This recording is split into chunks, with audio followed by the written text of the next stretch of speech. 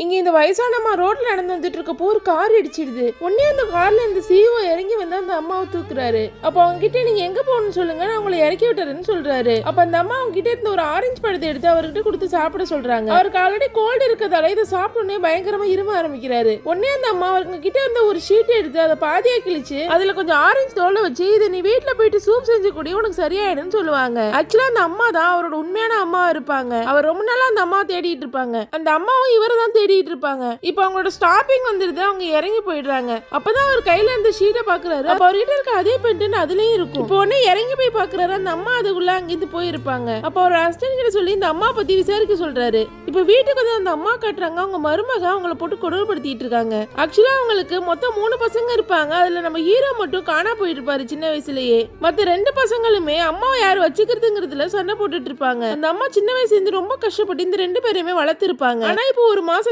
31 நாளுங்கிறதால 2 பேரும் அந்த ஒரு நாள் யார் வச்சுக்கிறதுங்கிறதுல பெரிய சண்டை நடக்குது. அதே நேரத்தில் அந்த சிஇஓ காட்டுறாங்க. அந்த அம்மாவோட எல்லா ரெக்கார்டையுமே அவர் செக் பண்ணிட்டு இருக்காரு. கிட்டத்தட்ட அவங்க அம்மா தாங்கிறதையும் அவர் கன்ஃபார்ம் பண்றாரு. ஆனால் டிஎன்ஏ டெஸ்ட் இன்னும் வரல, அது வரைக்கும் வெயிட் பண்ணலான்னு அவரோட அசிஸ்டன்ட் சொல்றாங்க. ஆனாலும் அது கேட்காம அவர் அதனோட அம்மா பார்க்கறதுக்காக கிளம்புறாரு.